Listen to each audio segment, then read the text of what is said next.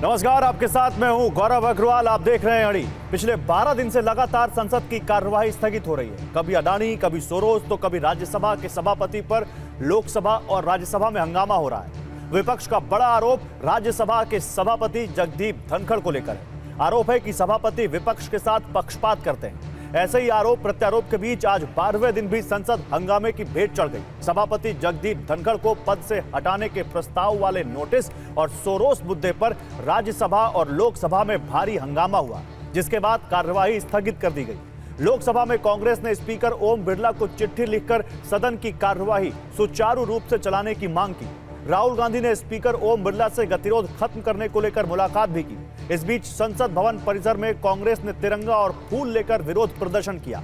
जैसे ही राजनाथ सिंह संसद में एंट्री करने के लिए अपनी कार से उतरे, राहुल गांधी और बाकी कांग्रेस नेता उनके पास पहुंचे, गुलाब का फूल और तिरंगा देकर विरोध दर्ज कराया। तो वही सभापति पर पक्षपात के आरोप लगाते हुए कांग्रेस अध्यक्ष और राज्यसभा में नेता विपक्ष मल्लिकार्जुन खड़गे ने एक प्रेस कॉन्फ्रेंस की। अविश्वास प्रस्ताव लाने की वजह बताई। तो कांग्रेस और उसके सहयोगी दल कह रहे हैं कि सत्ता पक्ष के सांसद और राज्यसभा के स्पीकर खुद ही बार बार संसद स्थगित करने के तरीके ढूंढ रहे हैं। दूसरी ओर बीजेपी का कहना है कि सोरोस मुद्दे से ध्यान भटकाने के लिए विपक्ष ने अविश्वास प्रस्ताव वाला दांव खेला है।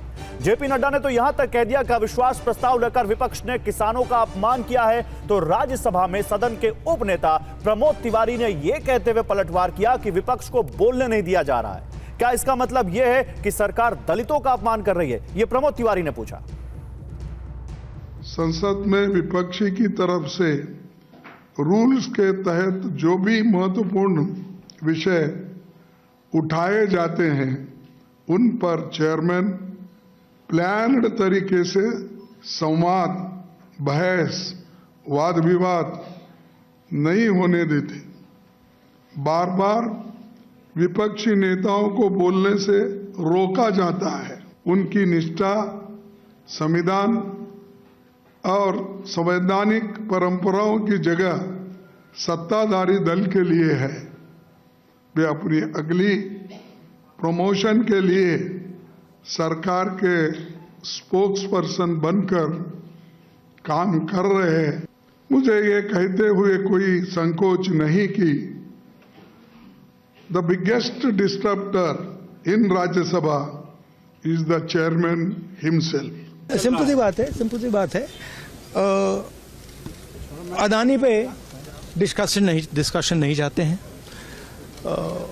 वो अडानी से डिस्ट्रैक्ट कराना चाहते हैं और डिस्ट्रैक्शंस करते रहते हैं। आप जानते हो, मैं भी जानता हूं, एंड में हम छोड़ेंगे नहीं। शर्म की बात है, पहली बार देख रही हूँ कि सरकार खुद डिसरप्ट कर रही है सदन। सोरोस और सोनिया गांधी, श्रीमती सोनिया गांधी जी का क्या संबंध है? यह देश के आंतरिक और बाह्य सुरक्षा का सवाल है और यह देश की संप्रभुता पर भी प्रश्नवाचक चिन्ह है। मुद्दे को भटकाने के लिए इन्होंने कुत्सित प्रयास किया कि इन्होंने चेयर पर आक्षेप लगा करके अविश्वास प्रस्ताव लाने का प्रयास किया। ये मुद्दे को भटकाने का कुत्सित प्रयास है। भारतीय लोकतंत्र में 72 साल बाद एक ऐसा किसान का बेटा उपराष्ट्रपति के पद में पहुंच करके इस देश को सेवा करने का काम किया है।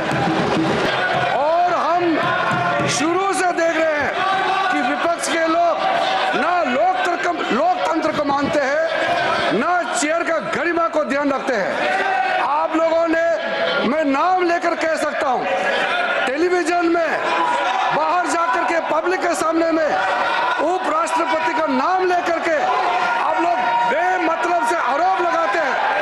आप लोग इस सदन का सदस्य होने का लायक नहीं है। और कांग्रेस नेतृत्व के बीच में क्या रिश्ता है? वो रिश्ता जो है सदन के सामने में आप लोग बताइए। तो सत्ता पक्ष और विपक्ष के सांसद एक दूसरे को इस गतिरोध के लिए जिम्मेदार जरूर बता रहे हैं, लेकिन बड़ा सवाल यह है कि इस पूरे बवाल में जनता क्यों पिस रही है। जरा समझिए, अब तक शीतकालीन सत्र में 12 दिन संसद की कार्रवाई शुरू हुई और कुछ ही मिनटों में ही कई बार स्थगित भी हो गई। लगभग 8 दिन अडानी के मुद्दे पर महाभारत छिड़ी और 4 दिन सोरोस पर संग्राम हुआ।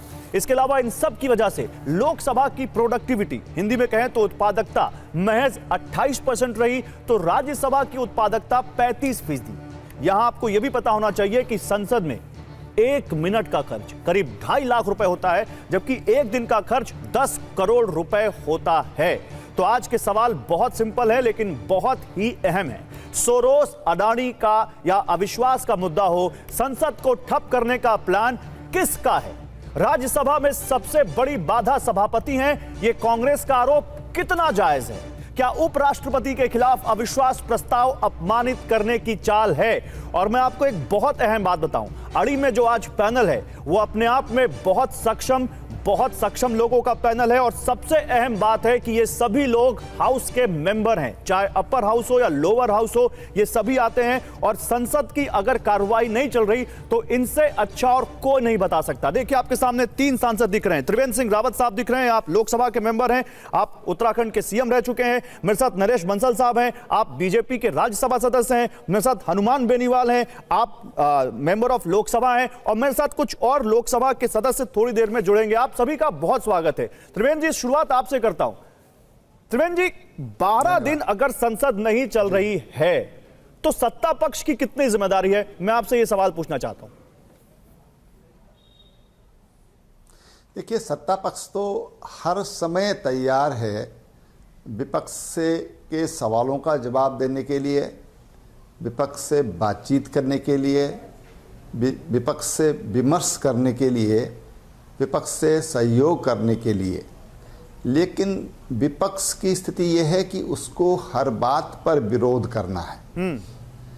विपक्ष हमेशा जहां सत्ता पक्ष चाहता है कि ये जो सदन की कार्यवाही है वो बेहतरीन तरीके से चले, प्रतिपक्ष का काम यह है कि वो जनता से जुड़े हुए जो मुद्दे हैं उन मुद्दों पर अपने जो सवाल वो लगाते हैं लोकसभा में, उन सवालों का जवाब ये सरकार से ले। जहाँ पर सरकार सही जवाब नहीं देती तो सरकार को उस पर कटघरे में खड़े करने का मौका ये विपक्ष के पास होता है। देखिए, हम लोग, मैं भी एक सांसद हूँ, मैंने भी क्वेश्चन लगाए, अभी तक मेरा एक भी क्वेश्चन मेरा लॉटरी में मेरा स्वीकृत नहीं हुआ है। बताइए किस तरह से क्वेश्चन लगाने का मौका मिलता है, जनता की समस्याओं को उठाने का मौका मिलता है और उसको हम व्यर्थ में गंवा रहे हैं। नहीं तो इसकी जिम्मेदारी आप केवल विपक्ष पर डाल रहे हैं। केवल विपक्ष की भूमिका में नहीं रहना चाहिए। वो भी सदन में जब हम बात करते हैं तो एक सत्ता पक्ष होता है, एक प्रतिपक्ष होता है, वो भी एक पक्ष है सदन का।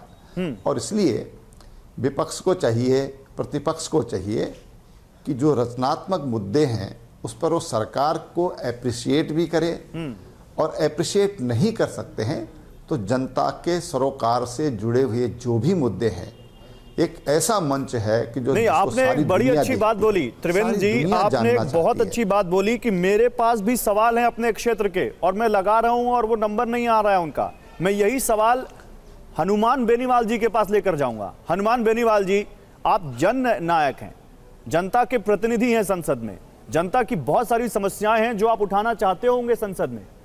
क्या आप नहीं चाहते कि आपकी क्षेत्र की आवाज संसद में उठे? क्या आप नहीं चाहते कि उस पर गौर किया जाए?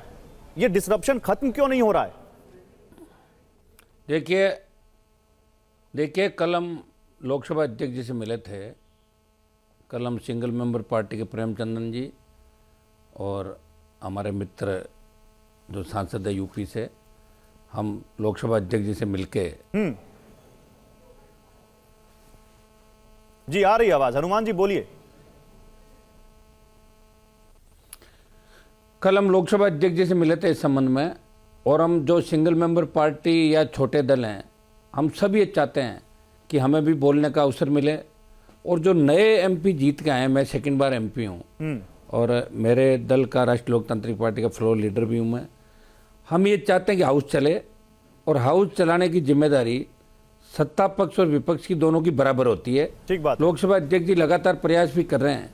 और देखिए, जो मुद्दे थे जिन पे चर्चा थी, उसमें मुझे संबल का जो मामला था या जो दूसरा अडानी का मामला था, अगर उस पर चर्चा भी करा लेते तो कोई बड़ा ऐसा इश्यू नहीं था, चर्चा करा भी लेते। कई बार ऐसे मामलों में चर्चा भी हुई है, और अब चर्चा भी नहीं हुई और हाउस चल भी पड़ा। तो विपक्ष को भी कहीं न कहीं स्टैंड अगर लिया है तो जिस स्टैंड पे रहना चाहिए। विपक्ष अपने स्टैंड पे पूरा नहीं रह पाया। आप देखिए, जिन स्टैंड को लेके 12 दिन खराब किए, उस स्टैंड पे तो विपक्ष नहीं रह पाया। हम इंडिया अलायंस के अंदर ही है, हमें तो पता ही नहीं। और जो विपक्ष मुद्दे उठाता है इंडिया अलायंस के अंदर, तो एक जो सबसे बड़ा दल है वो अपने हिसाब से तय करता है कि हमें क्या करना। मुझे नहीं लगता छोटे दलों को पूछा भी जाता होगा, लेकिन फिर भी हम इंडिया अलायंस के साथ खड़े। दुर्भाग्य से पिछले 12 दिन से आज जवान चाहे अग्निवीर का मुद्दा हो, किसान सड़कों पे वापस एमएसपी खरीद का मामला हो, बढ़ती महंगाई, बेरोजगारी, संबल, ये आपके जो दूसरे मामले आए हैं देश के, तो प्रत्येक व्यक्ति चाहता कि इन पे चर्चा हो। आखिर ये क्या माजरा है, ये लोग बहुत गंभीर बात बोल दी, सुनना चाहते हैं। हनुमान जी, आपने बहुत गंभीर बात बोल दी कि आप इंडिया ब्लॉक में हैं, और इंडिया ब्लॉक में होने के बावजूद आपको इंडिया ब्लॉक का एजेंडा नहीं पता होता। और जो सबसे बड़ी पार्टी है यानी कांग्रेस, वो अपने हिसाब से चीजों को चला रही है। आपको नहीं पता होता कि आज संसद में किस मुद्दे को उठाना है ब्लॉक के तहत और किस मुद्दे को नहीं। देखिए, हमारे पास इतला आती है, मैसेज आता है, एक एसएमएस आता है कि इतने बजे आप वहां जाए। लेकिन इंडिया अलायंस की मीटिंग के अंदर पहले तय होना चाहिए कि प्रमुख राज्य का क्या मुद्दा है। आज जैसे इंडिया अलायंस राजस्थान से हम लोग आते हैं, तो राजस्थान की इश्यू अलग है, एक आपका डीएम के तमिलनाडु वहां का इश्यू अलग होगा, वेस्ट बंगाल का अलग होगा, यूपी का अलग होगा। ये चीजें पहले तय होनी चाहिए। ये हमें नहीं पता होती कि क्या चीजें, बस चल पड़ो आगे आगे, हम लोग पीछे पीछे। यही होता है, कब कब कौन बोला, कब हुआ, कब वॉकआउट कर दिया, कब। ये तो चीजें आ ही रही है, आप देख रहे हो। अभी इंडिया अलायंस के अंदर भी ऐसी बातें आ रही है, आपके सामने आ रही सारी। जो इंडिया अलायंस के दूसरे दलों के बयान आ रहे हैं, वो भी आपके सामने आ रहे हैं। तो पहले तो विपक्ष को ये तय करना चाहिए इंडिया अलायंस को कि वो जो मुद्दा उठा रहे हैं, वो पहले से प्रॉपर तैयारी हर व्यक्ति की इंडिया अलायंस जो बनाया है उसकी होनी चाहिए। जिस तरह एनडीए का हो, तो एनडीए वाले, मैं एनडीए के अंदर भी पहले रहा था और फार्मर वाले मामले में अलग हुआ था। तो वहां भी अभी जैसा मामला है, बंगाल के हमारे एमपी साहब ने एक बात कही, कल्याण बनर्जी, लेडी किलर की, लेडी किलर। देखिए, वो बात गलत थी, उन्होंने माफी भी मांग ली। जब माफी मांग ली तो उसके बाद फिर हल्ला नहीं होना चाहिए, फिर हाउस चलना चाहिए था।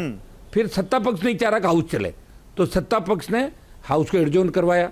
तो कहीं न कहीं विपक्ष के साथ सत्ता पक्ष भी वही चाहता है कि हाउस नहीं चले, कामकाज चलता रहे। कई बार सत्ता पक्ष नहीं चलाना चाहता, कई बार विपक्ष नहीं चलाना चाहता, और देश की जनता पिस रही है। जो देश के प्रमुख मुद्दे हैं, जवान, किसान, बेरोजगार, आम आदमी, टोल, ये जो बढ़ते अपराध। बेनीवाल जी, आपने बड़ा मुद्दा फ्लैग किया है। कांग्रेस पार्टी से हमारे साथ सुखदेव भगत जी जुड़ चुके हैं। आप भी लोकसभा के सदस्य हैं। सुखदेव भगत जी, आप अभी जुड़े हैं, लेकिन मैं आपको बता दूं, अभी थोड़ी देर पहले हनुमान बेनीवाल जी ने क्या कहा है। वो कह रहे हैं जितनी जिम्मेदारी पक्ष की है उतनी जिम्मेदारी विपक्ष की भी है संसद को चलाने की। और इंडिया ब्लॉक में इन जैसी छोटी पार्टियों को आप लोग बताते ही नहीं है कि आज का एजेंडा क्या है। एक मैसेज करते हैं और ये लोग पीछे पीछे होते हैं। आप लोग अपने हिसाब से अपने गोल यहां पर सेट कर रहे हैं, अपने स्कोर्स को आप गोल स्कोर कर रहे हैं। कितना जिम्मेदार है विपक्ष संसद नहीं चलने देने का, और खासकर कांग्रेस पार्टी को, जब उन्हीं की सहयोगी पार्टियां ऐसा कह रही हो तो? सुखदेव जी बोलिए।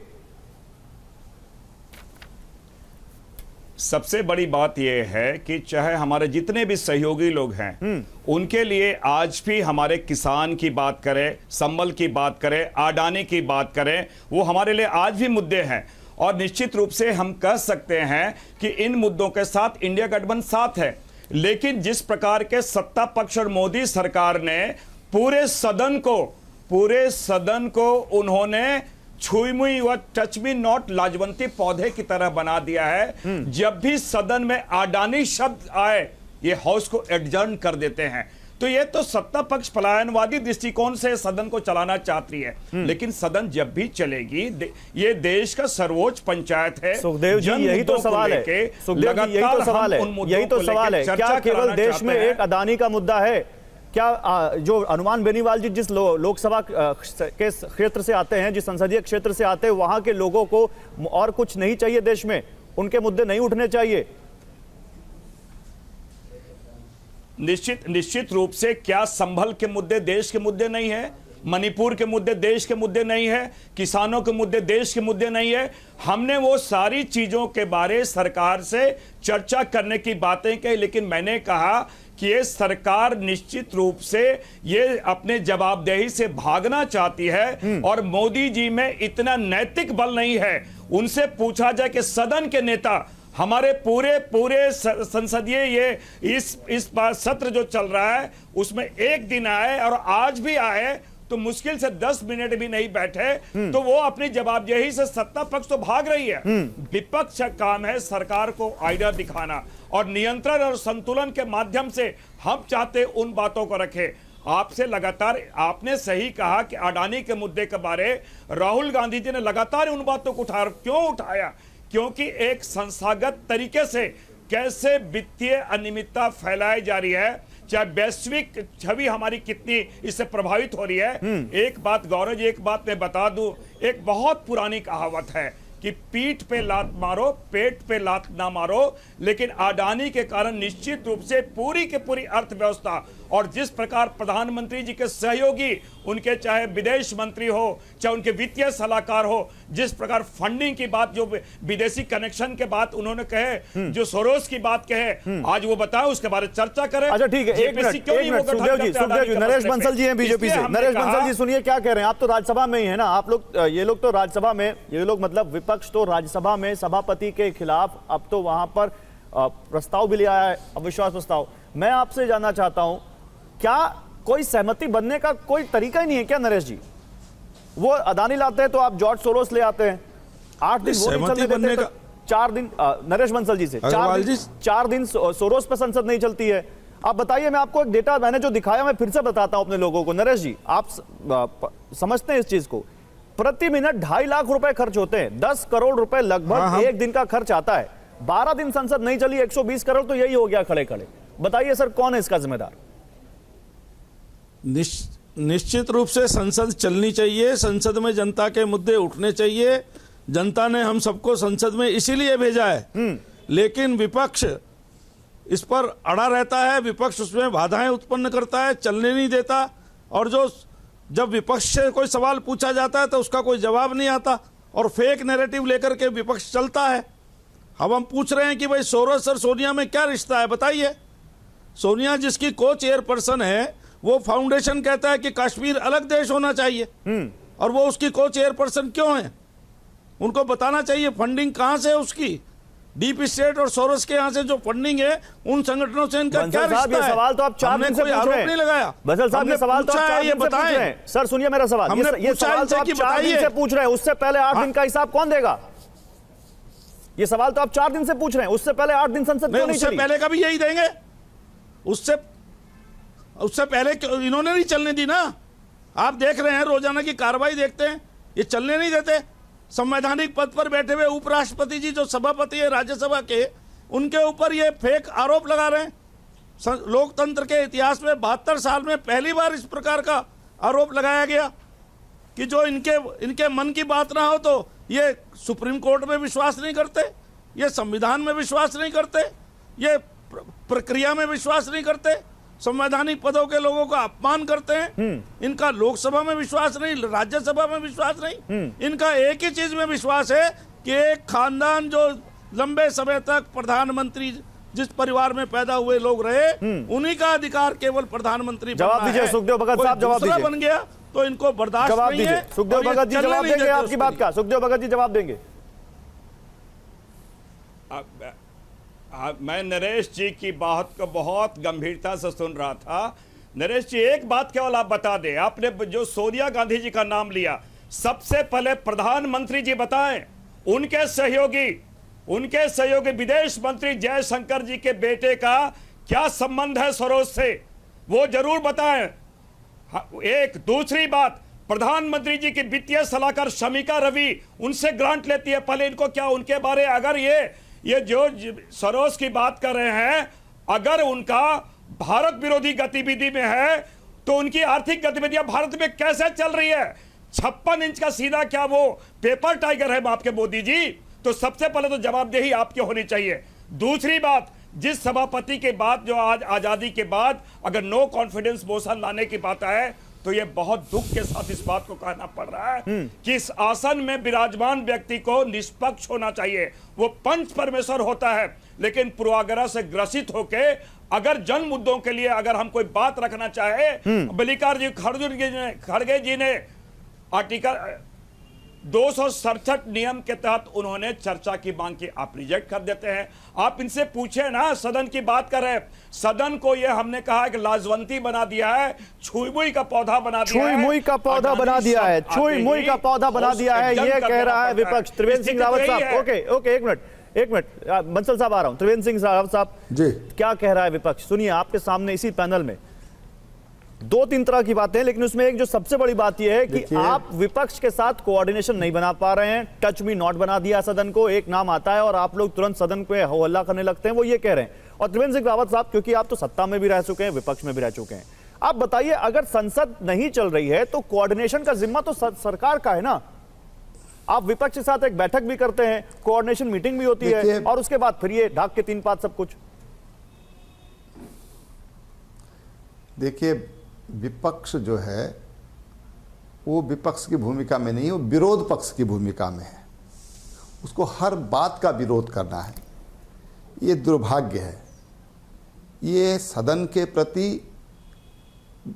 गंभीरता नहीं है, इस बात को प्रतिपादित करता है। जिस तरह की बात ये लोग कर रहे हैं, भाई सदन में लोकसभा अध्यक्ष ने कहा कि भाई संबल पर हम आपको सुन लेंगे। अब कोई मसला कहीं दूसरे देश में होता नहीं, है, वो ये क्या कह रहे हैं सर? तो त्रिवेंद्र सिंह रावत साहब, अगर स्पेसिफिकली बात करें, है? रावत साहब स्पेसिफिकली बात करें, आप जॉर्ज सोरोस का संबंध जोड़ रहे हैं सोनिया गांधी जी से। आप कह रहे हैं कि उनके संगठन में, उनकी फंडिंग वाले संगठन में को चेयरपर्सन है, तो ये सवाल पूछ रहे हैं, तो फिर आप जॉर्ज सोरोस के संगठन को भारत में काम करने की इजाजत कैसे दे रहे हैं? सरकार आपकी है, एजेंसीज आपकी हैं, आप उनको बैन करिए, भारत में कैसे काम कर रहे हैं वो संगठन? जॉर्ज सोरोस वो है जिस पर इस तरह के आरोप और उस पाया गया है कि जो उभरती अर्थव्यवस्थाएं हैं उनको हिलाता है, उनको डिस्टर्ब करने का काम ये जॉर्ज सोरोस करते हैं। ये पहले भी कर चुके हैं, और इसलिए ये बात सामने आई कि भाई आखिर भारत में ये बात जो उठ रही है, पहले हिंडनबर्ग के मामले में बात उठी, फिर आज ये बात उठी है, अब यूएस में क्या हो रहा है, भाई वहां की सरकार जवाब देगी ना। यहाँ की सरकार क्यों नहीं, मेरा सवाल कुछ और था। अगर सोरोस इतना ही गैर कानूनी काम कर रहे हैं तो सरकार यहाँ पर कोई एक्शन क्यों नहीं ले रही? मैं इस पर आऊंगा, इस सवाल पर जवाब लूंगा। रावत साहब, इस सवाल पर जवाब लूंगा। मेरे साथ अवधेश प्रसाद जुड़ चुके हैं, जो कि लोकसभा के सदस्य हैं अयोध्या। विरोध पक्ष को सदन को नहीं चलने देना है। ठीक है, हमारे साथ जुड़ चुके हैं Awadhesh Prasad. Awadhesh ji, George Soros, Adani, railway, bank, किसान, अग्निवीर, नौकरी, संभल, कौन सा मुद्दा आपको सबसे बड़ा लगता है और किस मुद्दे पर संसद में चर्चा होनी चाहिए और क्यों नहीं हो रही है?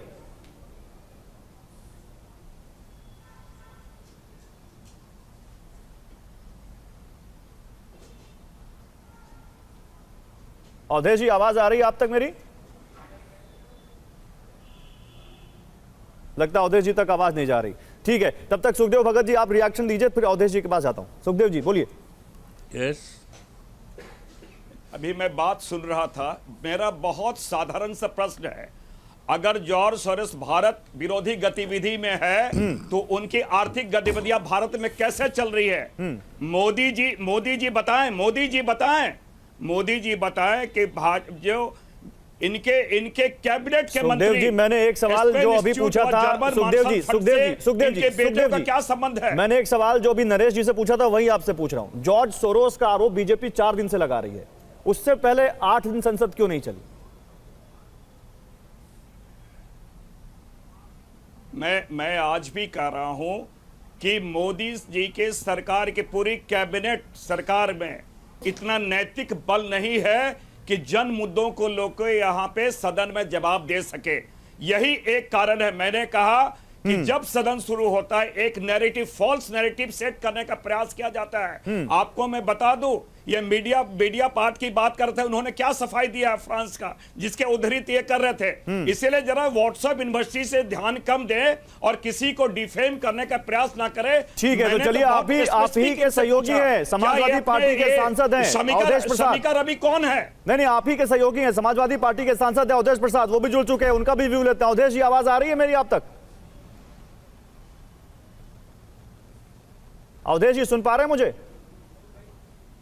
कई बार डिले,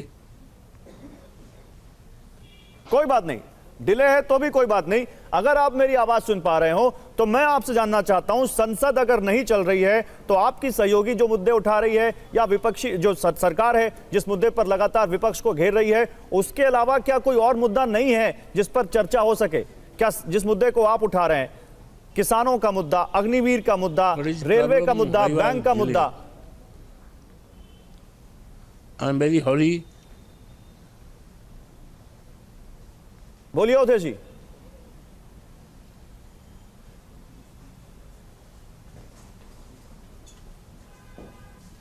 अवधेश जी आवाज आ रही है? लगता है अवधेश जी तक आवाज नहीं जा रही। हनुमान बेनीवाल जी, मैं यही सवाल आपसे पूछता हूं, क्या इन मुद्दों के अलावा किसी और मुद्दों पर बात नहीं होनी चाहिए? अग्निवीर और किसान एमएसपी जो बड़ा आंदोलन चला किसानों का, आज भी किसान आंदोलित है। आज़ादी के 75 साल बाद किसान को उसकी फसल का दाम नहीं मिल रहा है। और अग्निवीर, ये इन सबसे बड़े मुद्दे हैं दोनों, इन पे चर्चा होनी चाहिए, सरकार इन पे चर्चा कराएं। नशा जो देश के अंदर बढ़ रहा है, क्राइम बढ़ रहा है, दलितों पर अत्याचार बढ़ रहे हैं, इन पे चर्चा करानी चाहिए सरकार को। नहीं, लेकिन खड़गे जी जिस तरह से कह रहे हैं सदन में नियमों की अनदेखी हो रही है, आपको लगता है वाकई अनदेखी हो रही है?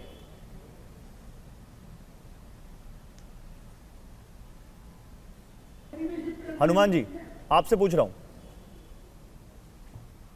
जी, सदन में नियमों की अनदेखी हो रही है, आपको लगता है? बिल्कुल अनदेखी हो रही है।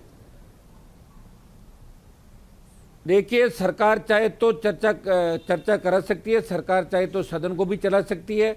और सबसे बड़ी बात, विपक्ष जिस मुद्दे को लेके 12 दिन से बैठा था, जिस मुद्दे को लेके विपक्ष ने कहा, कांग्रेस पार्टी और तमाम पार्टियों ने, कि हम इन पे अडानी पे चर्चा कराओ, संबल पे कराओ, लेकिन चर्चा के लिए सरकार राजी नहीं हुई और फिर भी विपक्ष ने अपना स्टैंड बदल लिया। ये भी दुर्भाग्यपूर्ण है, स्टैंड पे रहना चाहिए। स्थगित होती तो होती रहती, लड़ाई आर पार की होनी चाहिए, आर पार की लड़ाई कांग्रेस पार्टी ने नहीं लड़ी। ये भी गलत मैसेज गया देश के अंदर। क्या बिना कुछ किए वापस सदन चलाने के लिए राजी हो गए? तो फिर 12 दिन खराब क्यों किया आपने? बताइए सुखदेव भगत तो जी। पहले ही दिन हो सकता था। बताइए, अभी कौन सी बात मानी हमारी, बताओ सुखदेव भगत जी बताइए। हमारी बात तो एक भी नहीं मानी ना। निश्चित रूप से आज मैं बता दूं, गौरव गोगोई जी ने भी आज स्पीकर साहब को पत्र लिखा। आज एलओपी राहुल गांधी जी भी जाके स्पीकर साहब से मिले।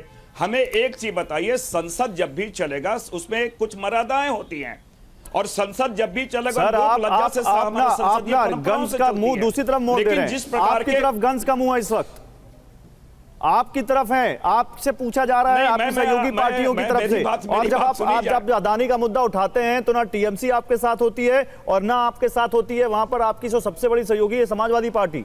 एक बार मैं सुना देता हूं कल्याण बनर्जी जो कि टीएमसी के सांसद हैं, उन्होंने क्या कहा है सदन ना चलने देने को लेकर। आपको सुनना चाहिए, सुनिए क्या कह रहे हैं कल्याण बनर्जी। 15 मिनट चलाएगा, आधा घंटा चलाएगा तो आधा घंटा, 45 मिनट चलाएगा तो चलाएगा। उसके बाद बीजेपी समझता है तो आधा घंटा चलाएगा, 45 मिनट चलाएगा, चलता है। ये कोई तरीका होता है? सोच लीजिए, हाउस करेंगे ना नहीं करेंगे?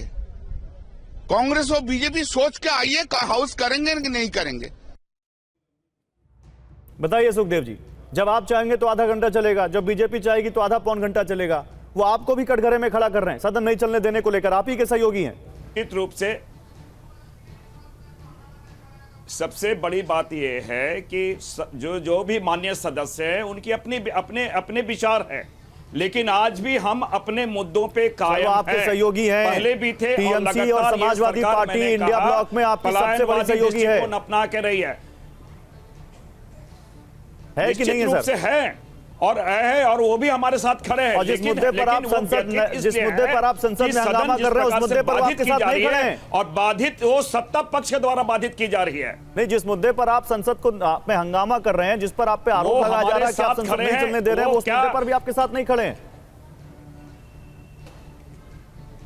निश्चित रूप से वो हमारे साथ खड़े हैं। कुछ मुद्दों पे मैं समझता हूं सहयोगी दलों में कुछ बातें होती है कि सबके अपनी प्राथमिकताएं होती हैं, क्योंकि जो क्षेत्रीय दल हैं उनकी प्राथमिकताएं हैं। हमारा भाई राष्ट्रीय हमारी प्राथमिकता ना केवल राष्ट्रीय बल्कि अंतर्राष्ट्रीय स्तर पे भारत की छवि कैसे बेहतर हो, हमारी प्राथमिकता है। और आज भी क्या संविधान बचाने की बातें आती है, किसानों की बातें आती है, मणिपुर की बातें आती है, संबल की बातें आती है, तो क्या इन मुद्दों पे महंगाई की बातें आती है, तो क्या टीएमसी मेरे साथ खड़ी नहीं है? क्या समाजवादी पार्टी मेरे साथ खड़ी नहीं है?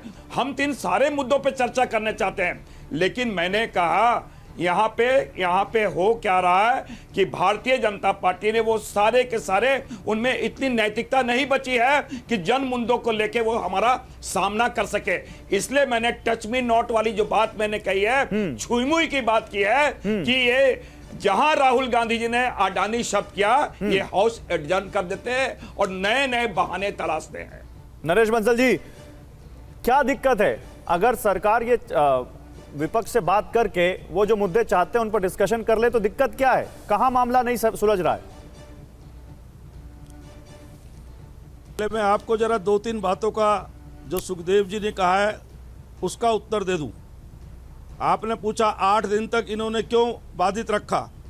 मैं आपसे बताना चाहता हूं कि 267 में अडानी मुद्दे पर जब पहले दिन चेयरमैन की रूलिंग आ गई, 8 दिन तक रिपीटेडली उसी विषय पर 267 का नोटिस देना, ये संसद को चलाने का तरीका है? नहीं, ये अगर आपने बड़ा आरोप लगाया, ये आपने बड़ा आरोप लगाया। मैं आ रहा हूं नरेश जी, 2 मिनट दीजिए मुझे, मैं आपके पास आ रहा हूं। रूलिंग हमारे साथ एक बार फिर से अवधेश प्रसाद जी जुड़ चुके हैं, एक बार उनसे रिएक्शन पूरी बात कहने दीजिए जरा। पूरी बात कहने का मौका दूंगा नरेश जी, इसके बाद आपको पूरी बात कहने का मौका दूंगा। मैं आपसे आज्ञा लेकर आप ही की परमिशन लेकर 2 मिनट दीजिए, मैं आ रहा हूं आपके पास। अवधेश प्रसाद जी हमारे साथ हैं, समाजवादी पार्टी के सांसद हैं। अवधेश जी, आवाज आ रही है अब?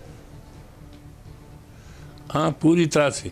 हाँ अवधेश जी, क्या जरूरी है? अदानी, सोरोस, संभल, या फिर किसानों की बात, अग्निवीर की बात, युवाओं की नौकरी की बात? क्या आपको लगता नहीं कि संसद के जो 12 दिन धुल गए इसमें बहुत कुछ हो सकता था?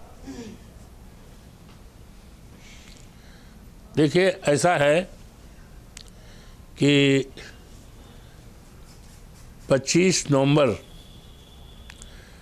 से सत्र आहूत हुआ है शीतकालीन।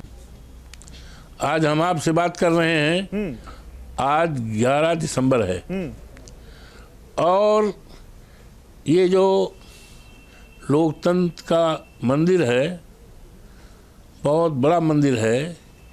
इस मंदिर में देश के विभिन्न संसदीय क्षेत्रों से जनता ने अपने नुमाइंदे चुनकर भेजा है। हमको भी भेजा है।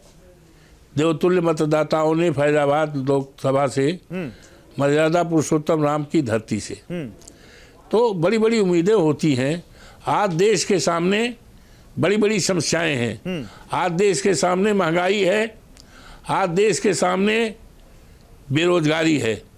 आज हमारे देश का नौजवान पढ़ लिख कर बड़ी बड़ी डिग्रियां लेकर के आज बेरोजगार है। अपनी डिग्रियों को जलाने की सोचता है और कभी कभी तो ऐसा सुनने में आता है आत्महत्या करने पर सोचता है। ये हमारे देश की दौलत है। किसी देश की दौलत सोना चांदी हीरा जवाहरात नहीं हुआ करता है। देश की दौलत वहाँ का युवा और इंसान हुआ आप लोग इस दौलत के लिए क्या कर रहे हैं? आज संसद में आज इस पर हमें चिंता करना है। संसद में ना पक्ष ना विपक्ष, संसद चल ही नहीं रही है। Let me say whatever I am going to से।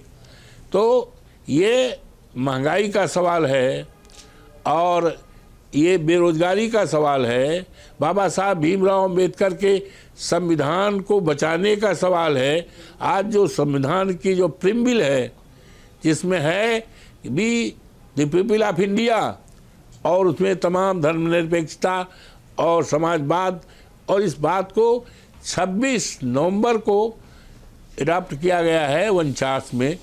आज उसकी जो है प्रेम्बिल में जो बातें हैं, ये सरकार कहीं न कहीं संविधान को कमज़ोर करना चाहती है, संविधान में जो विशेषताएं दी वो हटाना चाहती।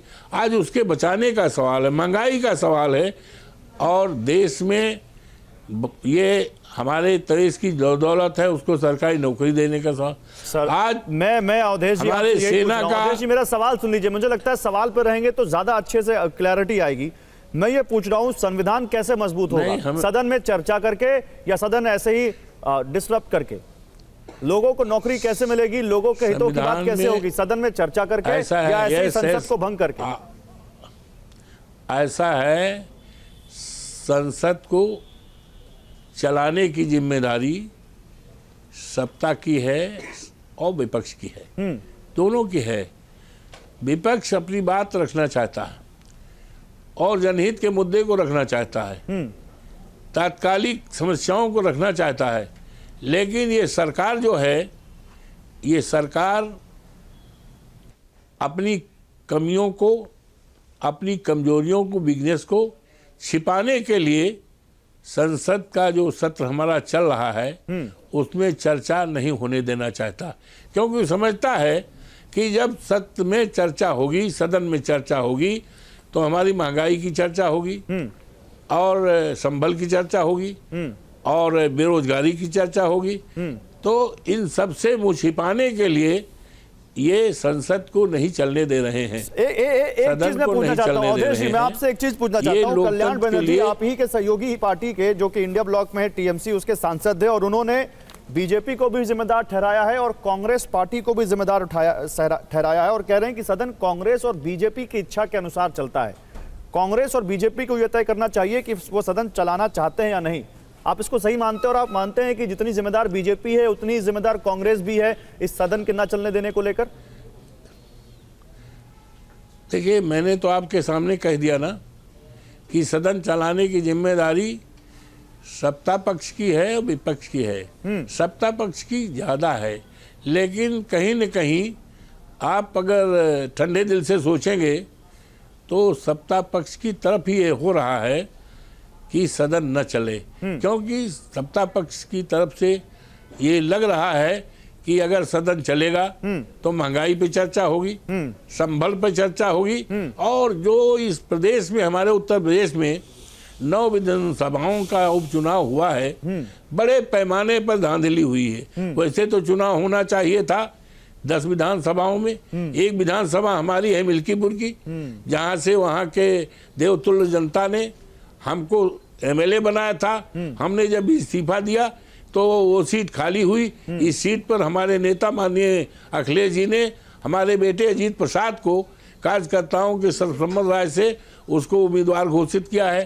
तो भारतीय जनता पार्टी डर के मारे सहमी हुई है कि इसलिए मिल्कीपुर का चुनाव नहीं करा, और डर का कारण वहीं से शुरू हुआ। ठीक है, जब देवतुल्य जनता ने, मतदाताओं ने अयोध्या जनपद की फैजाबाद लोकसभा से हमें जिता दिया, जिस पर उनको ये था, कमांड था, हम मंदिर बनवाए हैं, हम राम को लाए हैं, राम हमें लाएंगे। तो उनकी इस भावना को ठेस लगी है और तब से वो सहम गए हैं, और इसी डर और दहशत से वो मिल्कीपुर का चुनाव नहीं करा रहे। अवधेश जी आपने बड़ी बात कही है, मैं बीजेपी से इसका जवाब लेना चाहता हूं, लेकिन मेरे साथ इस वक्त पप्पू यादव भी जुड़ चुके हैं। आप लोकसभा के सांसद हैं पूर्णिया से, हमारे बेटे पप्पू यादव जी, आपको बहुत लगातार, सर आप रहिए, मैं साथ में आ रहा हूं अभी आपके पास। धन्यवाद। पप्पू यादव हमारे साथ जुड़ चुके हैं। पप्पू यादव जी, हम बात कर रहे हैं 12 दिन इस शीतकालीन सत्र के धुल गए, संसद में कोई काम ज्यादा नहीं हो पाया। प्रोडक्टिविटी लोकसभा की 28% है, राज्यसभा की 35% है,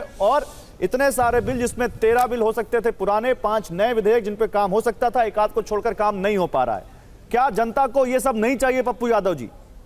केवल 2-3 मुद्दे जो विपक्ष उठा रहा है उन्हीं पर बहस होगी तभी चलेगा सदन?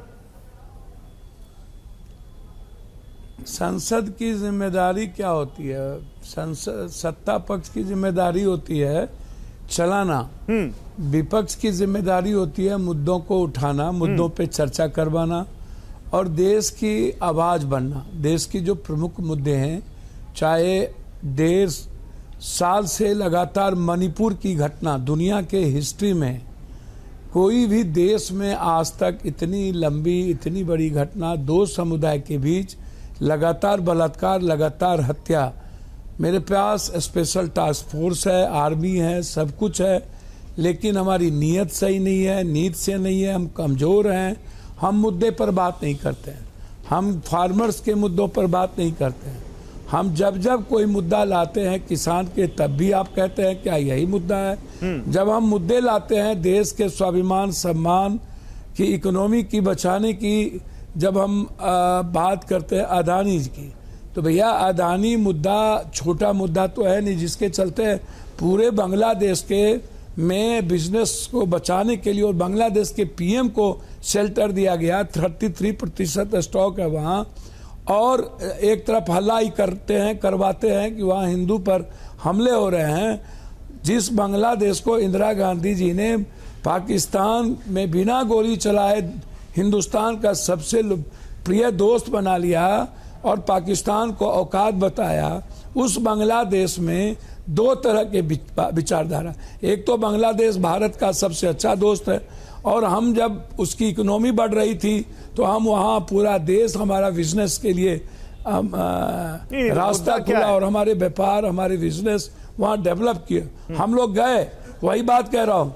और उसके बाद अदानी जी के 33% स्टॉक हुए, फोन पर हमें बिजनेस मिली।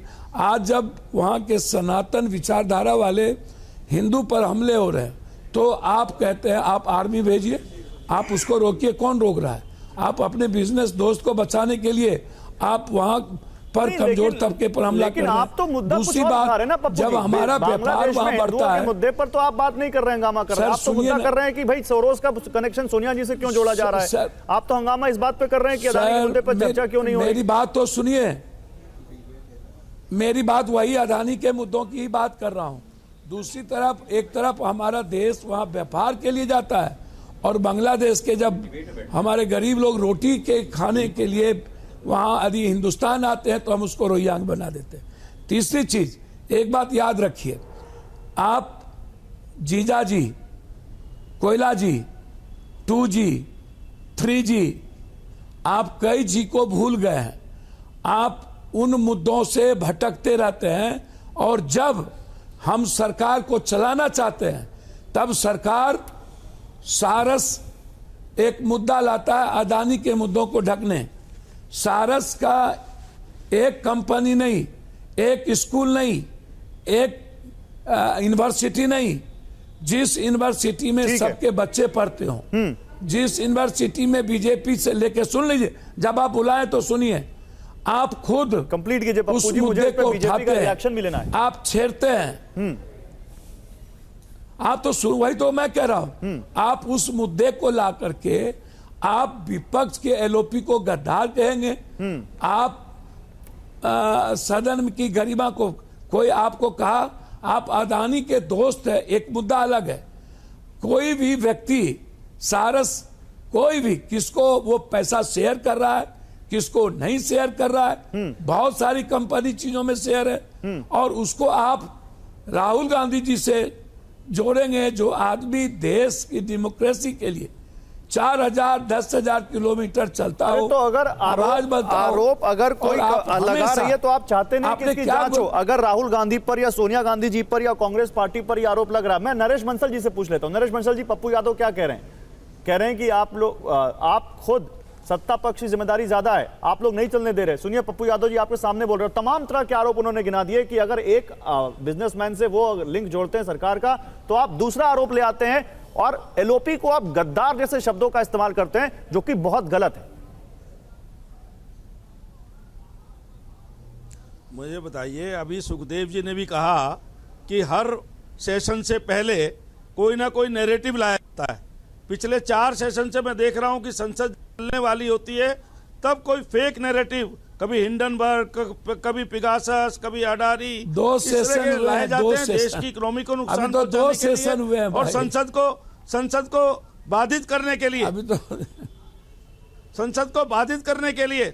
अभी भी मैंने कहा कि 8 दिन तक सेशन का भी पता नहीं है। 270 4 सेशन कहां से हो गए भैया? नहीं, लेकिन आपको लगता नहीं, नरेश बंसल जी, सुनिए, 4 और 2 की बात हम कर लेंगे। आपको लगता नहीं कि अगर राज्यसभा में नेता विपक्ष इतनी बड़ी बात कह रहे हैं कि सभापति को निष्पक्ष होना चाहिए, लेकिन वो एक प्रवक्ता की तरह काम कर रहे हैं, उनके खिलाफ अगर अविश्वास प्रस्ताव लेकर आते हैं, तो आपको लगता नहीं कि मामला बहुत गंभीर है? और ये बहुत पहली बार ऐसा हुआ है जो कि बताता है कि कितना ज्यादा कम्युनिकेशन गैप या कोऑर्डिनेशन का गैप हो चुका है फ्लोर में दोनों पक्षों के बीच। अब आप मुझे बोलने दीजिए ना, मुझे बोलने तो दीजिए। मामला इतना गंभीर है कि 72 वर्षों में पहली बार चेयर के ऊपर आरोप लगाने का काम किया गया है। भारत के संवैधानिक रूप से चुने हुए व्यक्ति को, जिसको पूरे भारत के सांसदों ने चुना है, उस व्यक्ति पर आरोप लगाने का काम किया है, जो किसान परिवार से आते हैं और जिनकी विद्वता पर कोई संकोच नहीं है, कोई किसी प्रकार का किसी को शक नहीं हो सकता, केवल इसलिए कि इनको 267 में इनको परमिशन नहीं दी, इसके लिए इतना बड़ा काम। मैं इसकी निंदा करता हूं, भर्त्सना करता हूं। ये लोकतंत्र के ये नहीं कह रहे कि परमिशन नहीं दी, कांग्रेस को इसके लिए माफी मांगनी बोलने नहीं दिया जाता। हम 5 मिनट बोलते हैं, वो 10 मिनट बोलते हैं। इस प्रकार का वो कह रहे हैं कि हमें सभापति हेडमास्टर की तरह प्रवचन सुनाते हैं। सभापति का काम है सदन चलाने के लिए, कहीं पर कोई गड़बड़ कर रहा था उसको समझाना, सभापति का काम समझाना भी है, लेकिन सभापति को इस प्रकार से कटघरे में खड़ा करना, ये संविधान का, लोकतंत्र का, भारत की संसद का और भारत के जनप्रतिनिधियों का अपमान है। ठीक है, पप्पू जी जवाब दीजिए, फिर मैं सुखदेव जी आ रहा हूं। देखिए ये एक बड़ा जज, आप सोमनाथ दादा को याद कीजिए, जिन्होंने पार्टी छोड़ दी, उन्होंने संवैधानिक दायित्व को नहीं छोड़ा, लोकतांत्रिक मूल्यों का ख्याल रखा, वो कभी पार्टी नहीं बने, वो कभी कम्युनिस्ट नहीं बने, वो कभी समाजवाद नहीं बने, वह देश के नियम से, देश के संविधान से बंधे थे। और उन्होंने अपने पार्टी को साफ शब्दों में कहा कि जिस पदों पर मैं बैठा हूं वो मेरा दायित्व ही नहीं है, मेरा जो सनातन विचार है, जो संवैधानिक बाबा साहब अंबेडकर की आइडियोलॉजी है, उससे मैं गाइड होऊंगा। और उन्होंने उसके, आप याद करिए उनके गरिमापूर्ण आचरण को और उसकी उस गर्व होगा उस व्यक्ति पर। याद कीजिए आप पीएस संघवा को, आप कभी हिंदुस्तान में आपने ऐसी चीजें ना देखी होगी, आप अटल जी के समय में भी आप याद कीजिए, इस तरह का कभी आउटपुट नहीं हुआ था। लेकिन जो धनखड़ जी का आचरण, आप जब गवर्नर थे तब भी आप याद कीजिए, इन्होंने एक चुनी हुई सरकार को कितना अपमानित किया था, किस तरह से ममता दीदी को ये बेइज्जत करते थे। और धनखड़ जी जिस तरीके से सदन में आने के बाद, ठीक है, ये वहां कोई बच्चे लोग नहीं बैठते हैं राज्यसभा में, आप कोई प्रिंसिपल और हेडमास्टर नहीं है, आप नियम से आप भी बंधे हैं, नियम से हम भी बंधे हैं, नियम को दोनों को फॉलो करना है। ठीक बात है, लक्ष्मण रेखा नहीं रांगनी है। आप यदि किसी कार्यालय के, आप किसी दफ्तर के और आरएसएस के, बात कह रहे हैं पप्पू जी, आप संचालन करने लगिएगा, और आप स्क्रिप्ट लिखिएगा बीजेपी की, जो आपको पीएमओ से आएगा वही करिएगा, तो निश्चित रूप से ये दायित्व बनता है। ये बड़ा आरोप है त्रिवेंद्र जी, आपको लगता नहीं कि मामला यहाँ तक नहीं पहुंचना चाहिए था? ठीक है, ये बड़ा आरोप है त्रिवेंद्र जी, आपको लगता नहीं कि मामला यहां तक नहीं पहुंचना चाहिए था? ये बताता है कि कैसे पक्ष और विपक्ष के बीच बिल्कुल कोऑर्डिनेशन नहीं है। अब देखिए, विपक्ष की स्थिति ऐसी है, मैंने कहा कि वो विपक्ष नहीं विरोध पक्ष हो गया है। देखो, इन्होंने पहले जो राष्ट्रपति हैं हमारी, जो एसटी हैं, उन पर भी तमाम तरह की टिप्पणियां की। ये दुर्भाग्य है कि आप संस्थाओं का अपमान करते हैं। भाई कोई बात थी तो आप उनसे बातचीत कर सकते थे, उनके कक्ष में जाकर के बातचीत कर सकते थे कि साहब आप हम सबके संरक्षक हैं। देखिए, जो कुर्सी पर जो बैठे, चाहे लोकसभा अध्यक्ष हों चाहे राज्यसभा के अध्यक्ष हैं, वो सारे सदन के अभिभावक होते हैं। हम उनसे जाकर के बातचीत कर सकते हैं, लेकिन आपको बातचीत नहीं करना है, आपको तो विरोध करना है। और इसलिए विपक्ष जो राजनीति कर रहा है वो केवल और केवल, मैंने कहा कि वो विपक्ष की नहीं, प्रतिपक्ष की नहीं, वो विरोध की राजनीति कर रहा है। ये जो मैं इस पे सवाल में, मेरे पास समय कम है, मैं हनुमान बेनीवाल जी से रिएक्शन ले लेता हूं इसी पर। आपने बोला कि विरोध पक्ष है, विपक्ष नहीं है। हनुमान बेनीवाल जी, विरोध पक्ष हो या सत्ता पक्ष हो, संसद तो आप ही लोग चलाएंगे। आप ही लोगों को जिम्मा दिया इस देश की लोगों ने कि आप ही लोग सदन चलाइए, आप ही लोग उनके लिए नीतियां बनाइए। अरे कहां जाके सुलह होगी? कोई तो रास्ता निकालिए सर। देखिए, हम विपक्ष की भूमिका निभाना चाहते हैं। हम देश के तमाम वो मुद्दे जो लोकसभा के अंदर उठे और उन पे विचार हो, प्रधानमंत्री का ध्यान आकर्षित हो, हम वो तमाम मुद्दे उठाना चाहते हैं। हाँ। उसके लिए सदन चले, और सदन चलाने की जिम्मेदारी सत्ता पक्ष की ज्यादा होती है और विपक्ष की भी होती है। हाँ। लेकिन ज्यादा जिम्मेदारी सत्ता पक्ष की होती है। सत्ता पक्ष अगर इन तमाम मुद्दों पे चर्चा करा लेता तो कौन सा कुछ हो जाता? बताइए, चर्चा करानी चाहिए सत्ता पक्ष। ठीक है पप्पू जी, 10 सेकंड सहयोग देने के लिए तैयार है। Pappu ji 10 second. India alliance की हमारी जो बड़ी पार्टियां हैं, पप्पू जी 10 सेकंड, उनको भी सबको साथ लेके चलना चाहिए। ठीक है पप्पू जी 10 सेकंड। देखिए गौरव जी, मेरी बात, इनको एक बात सुखदेव जी मैं आ रहा आपको हूं, बता अगर टाइम मिला तो आऊंगा। ये आप एक तो बात मेरा पक्ष ही सुनिए, नहीं ले रहे हैं। किसान ये जब किसान की बात करती है तो इनके मुंह से शोभा नहीं देता। एमएसपी को देख लीजिए, ठीक है। किसान 900 मारे गए हैं, कितनी गोलियां चली है किसान के। एक बात, दूसरी बात, समय खत्म हो चुका है पप्पू जी, माफ कीजिएगा, आपको बीच में रोकना पड़ेगा। समय खत्म हो चुका है। बहुत शुक्रिया आपका, बहुत शुक्रिया आप सभी का, और उनसे माफी जिनको मैं लगा कि समय मिलना चाहिए लेकिन उनको समय नहीं दे पाया, क्योंकि बहुत बड़ा पैनल था। और पहली बार आपने देखा होगा इस शीतकालीन सत्र में किसी टीवी डिबेट में इस तरह का राज्यसभा और लोकसभा के सांसदों का पैनल, ताकि हम उन्हीं से बात करें जो वहां सदन में बैठते हैं और जिनके ऊपर ये आरोप लग रहे हैं कि सदन नहीं चला पा रहे हैं।